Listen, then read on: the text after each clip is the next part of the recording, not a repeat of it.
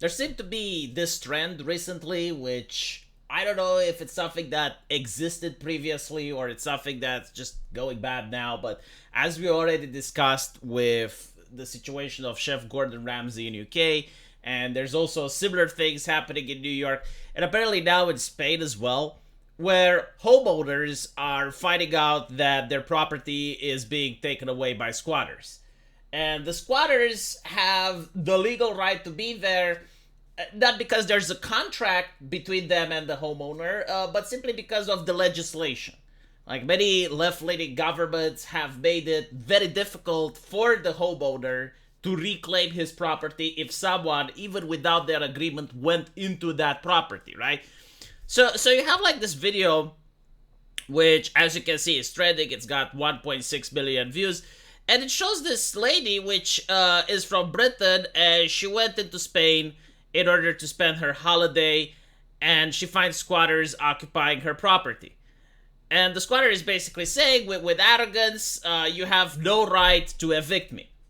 Now, the reason that this is interesting is because other people watching are empathizing with the lady. She is a law-abiding citizen that followed the rules, did absolutely nothing wrong, and something that was hers is now being taken away.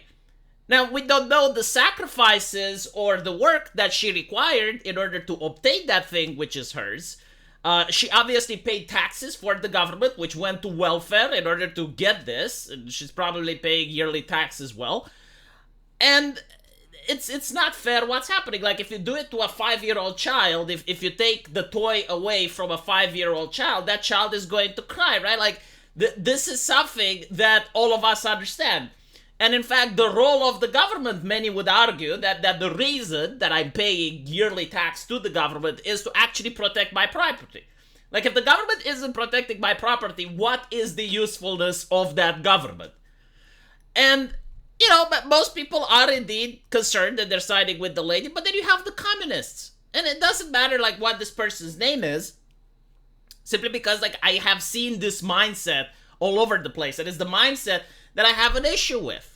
And as you can see, it's like, maybe if she stayed in her home, right? So maybe if she goes back where she came from, which is Britain, there wouldn't be squatters.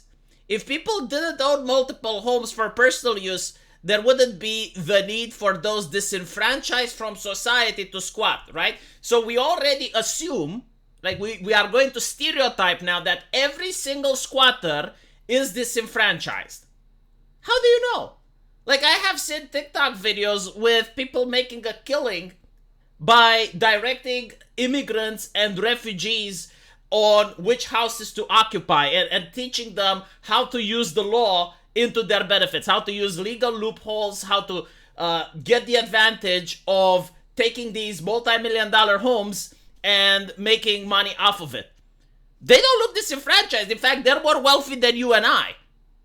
But again, like, the communists will stereotype, they will look at this situation and they will say, no, absolutely, they're disenfranchised because they're squatters. Every single time, the empathy has to go towards the person that doesn't follow the laws, the person that doesn't play by the rules. Those are the ones that are worthy of empathy and compassion. Meanwhile, this person is in the wrong.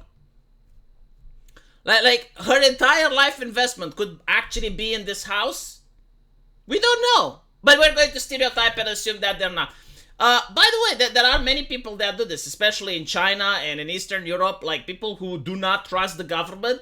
And the reasoning is like, well, when I'm getting old, I don't want to trust the government to give me a pension because there may be economic collapse or maybe there may be demographic decline and the government may not be able to give me a pension. So what I'm going to do instead is I'm going to have all the wealth that I amass and buy a property, and when I'm old, I'm going to sell that property.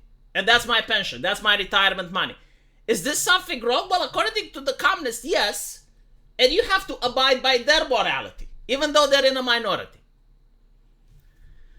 And as you can see, maybe, just maybe, owning a house would be possible if, I don't know, just have one each. Right? So, like, the communist is now basically deciding that every single person should only have one house. And once you only have one house, they will start deciding, well, should it be as big as it is? Why can't you have a smaller house?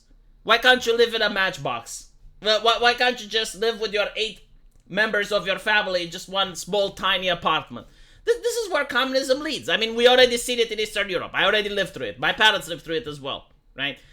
But as you can see, it's not enough that they are siding with the person that's breaking the rules here. It's also the fact that they are so condescending and so arrogant about it, right? Like, English reading level has declined so much. There's enough food in the world for all of us to be obese. There's enough shelter to keep us all warm, you know. We can individually share resources. I didn't once mention a political ideology. Well, you don't have to mention a political ideology because there's only one that believes in the stuff that you're espousing. And secondly, it's this whole thing. It's like, well, of course, you know, they're going to squat because they're starving. Like, Noah, I have worked in a hospital in Eastern Europe, okay? Like, Eastern Europe is not the most rich place on earth. I have never, in all the years that I have worked in, seen a single malnourished person. I guess, like, if a person has, like, parasites or some disease, like maybe cancer or something, and they become malnourished, but, like, I haven't seen someone starving to death in 2024. Like, there isn't a problem. Like, these people aren't occupying houses because they're starving to death. Now, there are places in the world right now where there is famine, yes. And those are usually places that have instability because of unrest. So you can have, like, guerrilla fighters, or you can have terrorists or, you know, clans fighting each other. And because of that, agriculture becomes a little bit more difficult. You can have certain places in Africa where there is famine due to the fact that the soil isn't very fertile. Like, it's true, yes, like, there are places today where people are starving. None of them are in Europe. And by the way, the reason they're starving isn't because Europe isn't providing food. It's because it's difficult to do so and very costly. Like, sending food over the ocean costs money, especially if the place has instability that I mentioned and there's guerrillas and terrorists there. Like, but again, like the surface level of understanding of applying the same ideology that existed when Karl Marx was in diapers and applying it today just doesn't fit. But they will assume, no, criminal, victim of society. All the time, every time. Law-abiding citizen, bad person. Again, you can read the Gulag Archipelago and it's described that even back then it was the same mentality, the exact same demoralization. You follow the rules, you're a law-abiding citizen, well, actually, you're the problem. Meanwhile, the people that don't follow the rules, like again, even with this ideology we should all share, how is it fair that the person who doesn't work at all, that the person that doesn't put any effort gets to have a house? So basically, I was a moron for paying rent. I should have done what this guy did, right? Like, find legal loopholes in order to take someone else's place. Is this the type of community you want to live in? Like, is this the type of society you want to live in? And again, you may say, well, why should you have 2 homes? And then someone a little bit more radical than you can say, wait, why should you have 3 rooms? So it's fine if you go shopping and someone just comes in and squats into your house, right? Because, like, your house is too big anyway, and as long as he brings his family, then he can justify, well, yeah, but, like, you used to have, like, 3 rooms, and, no, go find one house that has 1 room.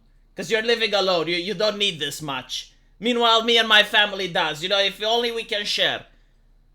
Is this the type of society? And the answer is yes. Again, like, they don't understand the concept of principles. They do not understand how they would feel if they didn't have breakfast last morning. It baffles their brain. They just don't get it. Anyway, let me know what you guys think. And as usual, I will see you in the comment section. Take care.